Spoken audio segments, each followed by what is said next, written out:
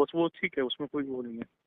तो okay, optimism वाला तो जो अभी हम आप बात कर रहे थे कि ऑप्टिमिज्म है लोगों में, तो वही उसी ऑप्टिमिज्म को केजरीवाल ने वो कर दिया, आपका कहते हैं ध्वस्त कर दिया। केजरीवाल ने दुष्टतापूर्वक, धूर्ततापूर्वक, मूर्ख बनाते हुए इन्हीं राजनेताओं के गेम खेलते हुए उसने 67 सीट लाई और इनके मुंह पे थप्पड़ मारा।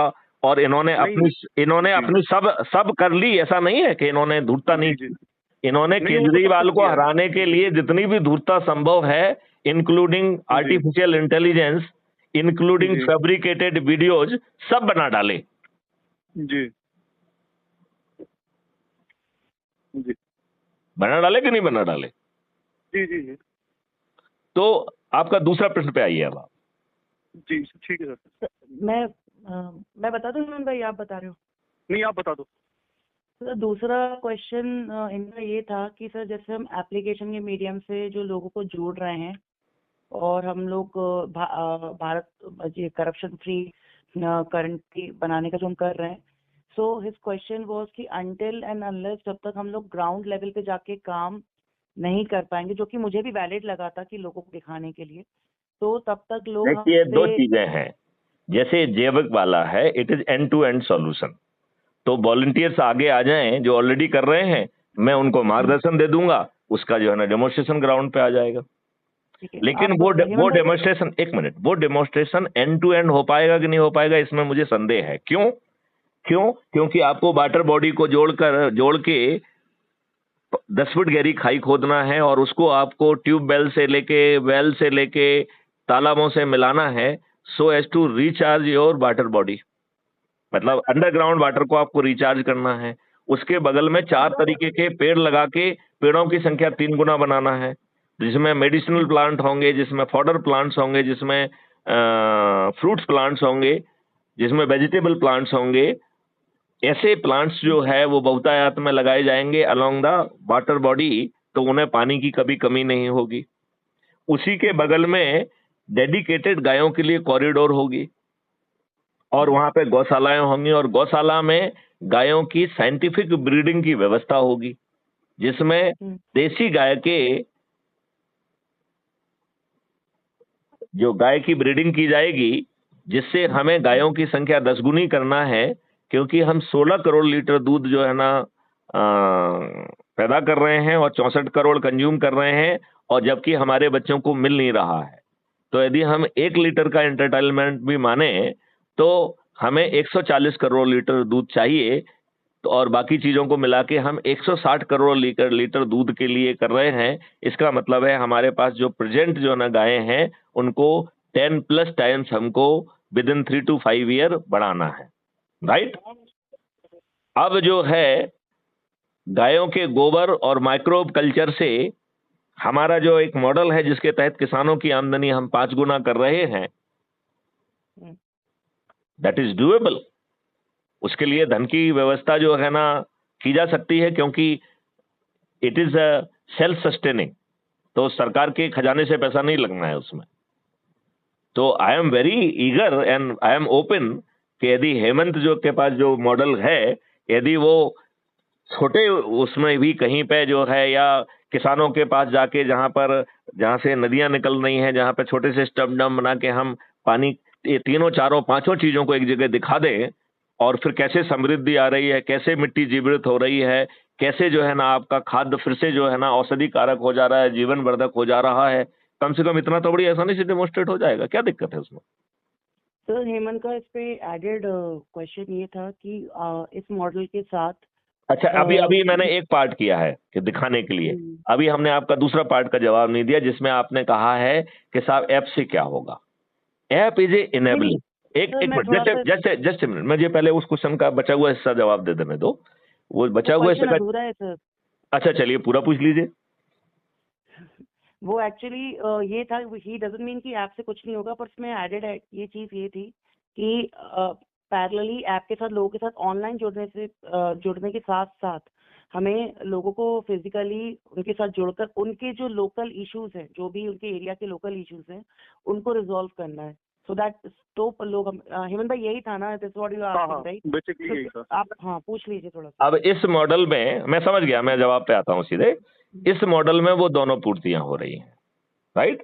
इस मॉडल में कॉन्सेप्ट क्या है कि आपको अपने लोगों को जोड़ना है, और जोड़ने के लिए ये जो ऐप है, it is a supporting mechanism, जिससे हम ट्रांसपेरेंट तरीके से मेरिट लिस्ट बना सकें चंद्रगुप्त और महाचंद्रगुप्ताओं की, राइट। क्योंकि हम उनके सिर पर ताज डाल रहे हैं, तो ये सब ट्रांसपेरेंट तरीके से हो रहा है, डिजिटल तरीके से हो रहा है। इसको डेमोन्स्ट्रेट करने के लिए ऐप को रखा गया है। लेकिन हम बार बार इस बात को रिपीट कर रहे हैं कि जिन लोगों को, जो हमारे अपने हैं, जिनको हम एक जगह किसी ना किसी बहाने से आमंत्रित कर सकते हैं, चाहे चाय के ऊपर, चाहे बच्चे के जन्मदिन के ऊपर, चाहे अपनी शादी की सालगिरह के लिए, या अपने बच्चों की शादी की सालगिरह के लिए यदि हम ज्यादा बड़े हो गए हैं तो, या अपने पोतों के जन्म दिवस के लिए, चाहे सत्यनारायण कथा के लिए, चाहे भागवत के लिए, या कथा के वाचन के लिए, बहाना कुछ भी हो, हम अपने से जुड़े लोगों को यदि एक जगह इकट्ठा करके उन्हें क्या भारत मिलने वाला है इसका दिव्य दर्शन कराते हुए यदि उन्हें अच्छे भारत का संकल्प दिला सकेंगे, तो हम जो है बहुत जल्दी से, इसमें ऐप बेस्ड वाली नहीं है, 1-to-1 बात है। तो एक पार्ट हमने आपके प्रश्न का जवाब दे दिया है। अब दूसरा पार्ट है कि रिलीफ देने के लिए, तो इस मॉडल में इंस्टेंटेनियसली रिलीफ देने का केवल प्रावधान नहीं है, बल्कि वो रिलीफ इतना बड़ा होगा कि यदि सरकार नहीं मानेंगी तो सरकारें गिर जाएंगी, इतना बड़ा होगा। क्या उस रिलीफ को सुनना चाहते हो? टाइम लगेगा, 15-20 मिनट लगेंगे उसको समझाने में। जी सर, कोई सर नहीं है। तो इसमें जो है प्रक्रिया ये है कि आपने लोगों को जोड़ा, आपने उन्हें बुलाया, आपने उन्हें अच्छे भारत का संकल्प दिलाया, और अपनी लिंक से जोड़ा जिससे उनके रेफरेंस में आपका नाम आया। आपको एक व्यक्ति को जोड़ने पर 100 नंबर मिले, और जब आपने 10 को जोड़ लिया तो आप जिलाधिकारी बन गए, 50 को जोड़ लिया तो राज्याधिकारी बन गए, और 100 लोगों को जोड़ दिया तो राष्ट्रीय अधिकारी बन गए, राइट। जैसे ही आप राष्ट्रीय अधिकारी बन जाते हैं तो आपको ढेर सारे प्रिविलेज हैं। पहला प्रिविलेज ये है कि आप मैथिली शरण गुप्त से मिलने आ सकते हैं। हमने अभी ये बंधन डाल दिया है कि बिना पात्रता के मैं किसी से नहीं मिलूंगा, राइट जी। दूसरी आपको पात्रता ये है कि आप लोगों को वहां इकट्ठा करेंगे तो मैथिली शरण गुप्त का कमिटमेंट है कि वो अपने खर्चे से आपके पास पहुंचेंगे और ऊर्जा का प्रवाह करते हुए लोगों को अच्छे भारत का संकल्प दिलाएंगे। तीसरा जो है ना इसमें वो है कि आप क्राइम फ्री भारत मिशन का कार्यालय खोल सकते हैं, लेकिन उसके लिए आपको राष्ट्रीय अधिकारी में 100 लोगों को जोड़ना जरूरी है। और फिर जो है आप अधिकृत हस्ताक्षरकर्ता हो जाएंगे, और उस कार्यालय में एक वेब पोर्टल भी बनाया जा रहा है। उस वेब के माध्यम से आप एप्लीकेशन ले पाएंगे सभी विभागों की, राइट। लेकिन चूंकि मैं डीजी रहा हूं और पुलिस विभाग से आजकल सभी लोग त्रस्त हैं, तो मैं पुलिस की ही बात बताता हूं, राइट। कानून की भाषा के भाषा से बताएंगे तो इसमें 4 तरीके के रिलीफ आपको हमने कंसीव किए हैं इस नई व्यवस्था में। पहला है लीगल रिलीफ, दूसरा है प्रशासकीय रिलीफ, तीसरा है लेजिस्लेटिव रिलीफ, और 5वां है कॉन्स्टिट्यूशनल रिलीफ। मतलब हम आपको कॉन्स्टिट्यूशनल रिलीफ तक लेके जा रहे हैं। आम आदमी को आज के घटिया कानून के तहत भी कॉन्स्टिट्यूशन तक लेके जा रहे हैं। अब मैं एक एक करके आता हूं जी। एक ऐसा नियम है जो अधिकांश लोगों को नहीं मालूम है, वो सेक्शन है 39। सेक्शन 39 भारत के हर नागरिक पर यह जिम्मेवारी देता है कि यदि आपकी जानकारी में कोई संज्ञेय अपराध होता है तो आपकी विधिक जिम्मेवारी है कि आपको उसे पुलिस को सूचित करना पड़ेगा, मजिस्ट्रेट को सूचित करना पड़ेगा। ये आपकी विधिक जिम्मेवारी है अंडर सेक्शन 39 CRPC। इसमें ज्यूरिस्प्रूडेंस एकदम उल्टी है। सामान्य केस में जब आप कोई अपराध घटित करते हैं तो पुलिस को विवेचना करके बियॉन्ड रीजनेबल डाउट प्रूव करना होता है कि हेमंत इज गिल्टी जी। सेक्शन 39 में ज्यूरिस्प्रूडेंस को उल्टा कर दिया है। हेमंत को यह सिद्ध करना है कि यू आर इनोसेंट। जी। अदरवाइज आपको सजा हो जाएगी। मतलब पुलिस को कुछ सिद्ध नहीं करना है, पुलिस को तो कहना है कि भैया मुझे जानकारी मिली है कि इसको मालूम था, इसने फिर भी हमें नहीं बताया, बस उसे उतना कहना है। नाउ यू हैव टू से कि या तो मेरी जानकारी में नहीं था, then you have to convincingly prove that, right? या जी। आपके पास पर्याप्त रीजंस थे जिसके कारण आप पुलिस को सूचित नहीं कर पाए। यदि इसको आप प्रूव नहीं कर पाए तो यू आर प्रिज्यूम्ड गिल्टी। अब हमने ये कानून आपको मालूम था क्या? नहीं, मुझे नहीं मालूम, ये के बारे में मुझे नहीं आइडिया। ये देश को ये देश के किसी भी व्यक्ति को नहीं मालूम है। जी। मैं गारंटी से एज ए पुलिस ऑफिसर कह रहा हूं कि 99.99% लोगों को, जैसे आपको लोकपाल का नाम नहीं मालूम है, ऐसे ही सेक्शन 39 के तहत आपकी ये विधिक जिम्मेवारी है, आपको कभी बताई नहीं गया है। ना कभी पुलिस ने बताया, ना शिक्षा व्यवस्था ने बताया, ना किसी ने बताया, ना माँ बाप ने बताया, उन्हें खुद ही नहीं मालूम बेचारों को। जी। हम इसका अपने हित में यूज कर रहे हैं। अब हमारा जो कार्यालय है जो आपसे आवेदन लेगा वो एक संज्ञेय अपराध का होगा कि नहीं होगा? जी। तो हम 154(1) में थानेदार से कहेंगे कि भाई साहब ये कंटेंट मेरे नॉलेज में आया है और मेरे ज्ञान के हिसाब से ये संज्ञेय अपराध बनता है, और सेक्शन 39 ने हमारे ऊपर एक कानूनी जिम्मेवारी सौंप के रखी है कि यदि संज्ञेय अपराध की जानकारी मिले तो ये मेरी विधिक जिम्मेवारी है कि मैं थाना को बताऊं। तो मैं अपनी विधिक जिम्मेवारी के तहत तुमको ये कंटेंट भेज रहा हूं जो संज्ञेय अपराध इन धाराओं के तहत बनते हैं, राइट? जी। मैं आपको ये भी स्मरण कराना चाहूंगा कि सेक्शन 154(1) के तहत है थाना प्रभारी, ये तुम्हारी विधिक रिस्पॉन्सिबिलिटी है कि इसका संज्ञान लो, विवेचना करो और उचित कार्रवाई करो। तो मैं आपसे अनुरोध करता हूं कि अपनी विधिक जिम्मेवारी का निर्वहन करें। आप उससे कोई निवेदन नहीं कर रहे हो। आप हमारी एप्लीकेशन की टोन और टेनर समझ रहे हैं? जी जी जी सर।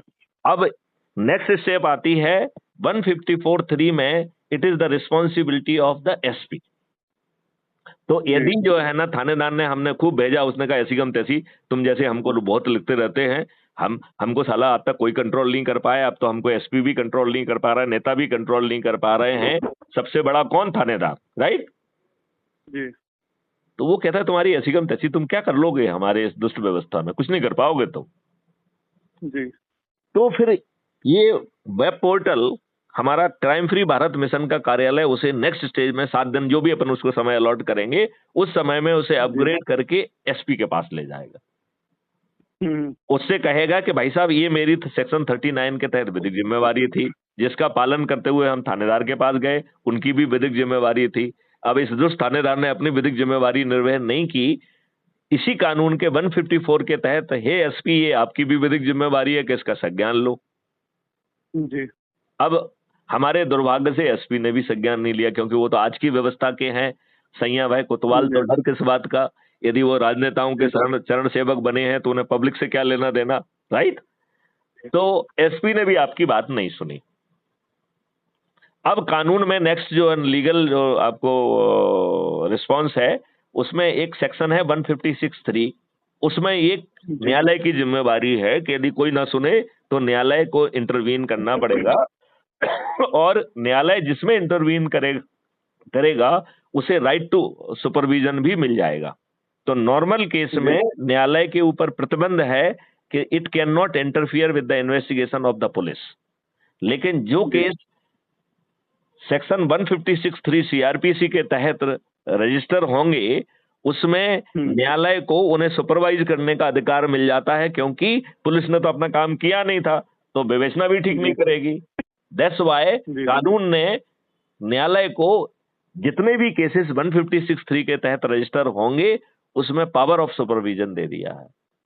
अब एक मिनट अपन मान लें कि हमारा दुर्भाग्य है, क्योंकि सभी के दिमाग खराब हैं, वहीं पे सब जगह घूस चल रही है, सभी जो ना बिके हुए हैं, अब क्या करें? तो हमारे दुर्भाग्य से न्यायालय ने हमारी बात नहीं सुनी।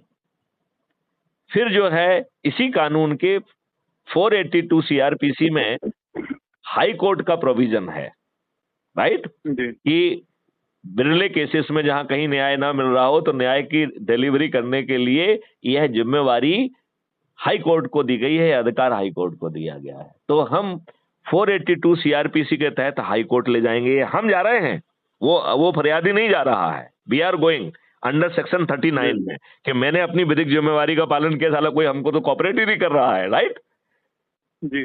फरियादी को नहीं ले जा रहे हैं, हम जा रहे हैं, ठीक है ना, ध्यान रखें।